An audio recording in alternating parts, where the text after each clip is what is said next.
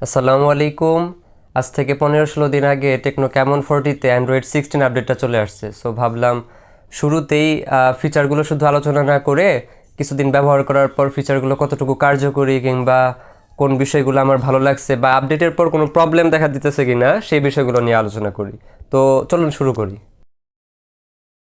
Android 16 based টেকনোর highway 16 যে আপডেটটা techno Camon 40 সহ অন্যান্য রিসেন্ট ফোনগুলোতে আসছে, সেটার মেইন ফিচারগুলো কিংবা যে বিষয়গুলো আমার কাছে খুব ভালো লাগছে সেগুলোর কথা বলতে গেলে প্রথমে আসে যে অ্যাপল যে iOS 26-এ যে গ্লাস ইফেক্টটা নিয়ে আসছিল সেইটার পুরোপুরি একটা কপি ভার্সন বলা যায় iOS 26।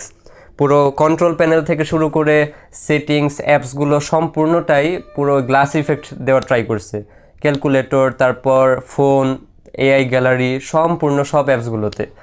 এই বিষয়টা আমার কাছে খুব একটা ইনোভেটিভ মনে হয় নাই, বাট ভাল লাগছে, বিষয়টা খুব একটা খারাপ দেখায় না। নেক্সট যে বিষয়টা নিয়ে কথা বলবো সেটা হচ্ছে 3D ওয়ালপেপার তারা অ্যাড করছে। আপনি গ্যালারি থেকে যে কোনো ছবি সিলেক্ট করে সেটা যদি ও মনে করে যে এটা 3D ওয়ালপেপার বানানো চাবে, ও এআই এর সাহায্যে ওটা 3D ওয়ালপেপার বানিয়ে আপনি লক স্ক্রিন কিংবা হোম স্ক্রিনে ব্যবহার করতে পারবেন। এরপর লক স্ক্রিনের ক্লক আপনি এডিট করতে পারবেন, মানে রিসাইজ করা যায়, কালার চেঞ্জ করা যায়, ফন্ট চেঞ্জ করা যায়। তো থিমের কথা বলতে গেলে এই কিছু পরিবর্তনগুলো লক্ষ্য করার মতো। আরেকটা বিষয় সেটা হচ্ছে টেকনো ক্যামন 40-তে কিন্তু আগে apps opening and closing animation ছিল না। তো এই আপডেটটা আসার পর আমি খেয়াল করতেছি যে ভালোই অ্যাপ ওপেনিং ক্লোজিং অ্যানিমেশন ধরে রাখার ট্রাই করে, প্রায় সবসময় কখনো মিস হইতে দেখি নাই। আর যে বিষয়টা সবচেয়ে ভালো লাগছে আমার, আগের থেকে স্লাইটলি ইমপ্রুভ হয়েছে, এটা হচ্ছে সাউন্ড কোয়ালিটি। এখানে তো ডুয়াল স্টেরিও স্পিকার ব্যবহার করা হয়েছিল, তো লাউডনেস খুব একটা বেশি ছিল না। আমার মনে হয় না যে খুব বেশি একটা লাউডনেস, বরং কিছু সিঙ্গেল স্পিকারে এর থেকে বেশি লাউডনেস আমি খেয়াল করছি।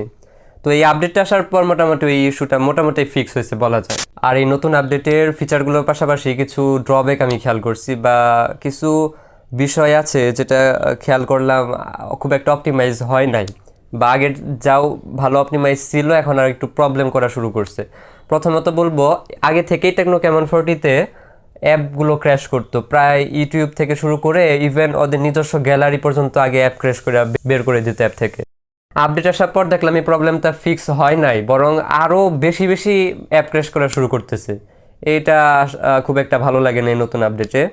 দেন আরেকটা প্রবলেম শুরু থেকেই ছিল ইউটিউবে ভিডিও প্লেব্যাকের যে প্রবলেমটা।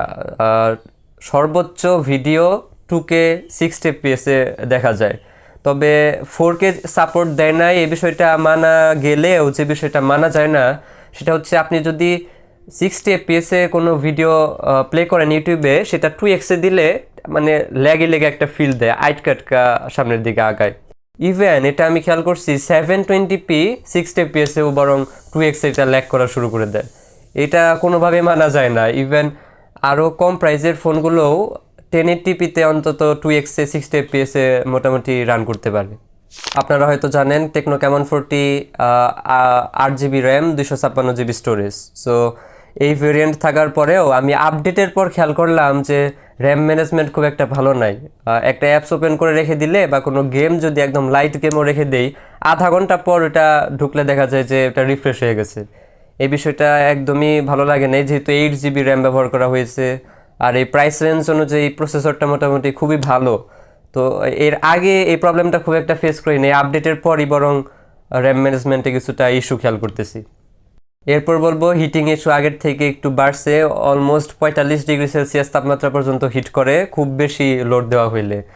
একদম হাতে নিলে ফিল করা যায় যে আর হাতে রাখা যায় না, ফোন খুব বেশি গরম হয়ে যায়। অ্যাট লাস্ট সেটা হচ্ছে ক্যামেরা কিছু কনসিস্টেন্সি প্রবলেম আমি খেয়াল করছি। কালার পিছনে যদি খুব বেশি হাইলাইট এসে পড়ে তখন কিছু কিছু ক্ষেত্রে সূর্য ব্যালেন্স করতে পারে হাইলাইট প্লাস শ্যাডো, বাট আপডেটের পর কিছু কিছু ছবি ফ্যাকাশে করে ফেলে একদম। আর পোর্ট্রেট ছবিগুলোর ক্ষেত্রেও আগে ফ্রন্ট ক্যামেরা পোর্ট্রেট খুব ভালো আউটপুট দিত, এখন এইচ ডিটেকশনে মাঝে মাঝে একটু মিসম্যাচ করে, ইভেন রিয়ার ক্যামেরার পোর্ট্রেটও। মোটামুটি এই বিষয়গুলো নিয়েই iOS 16 আপডেটটা অ্যান্ড্রয়েড 16 বেসড। আমি মোটামুটি ট্রাই করছি কোন বিষয়গুলো আমার কাছে ভালো লাগছে, কোন বিষয়গুলো ভালো লাগে নাই, বা নতুন ফিচারগুলো নিয়ে আলোচনা করার। তো আশা করি ভিডিওটা ভালো লাগছে। ইনশাল্লাহ দেখা হবে আবার নতুন ভিডিওতে। আসসালামু আলাইকুম।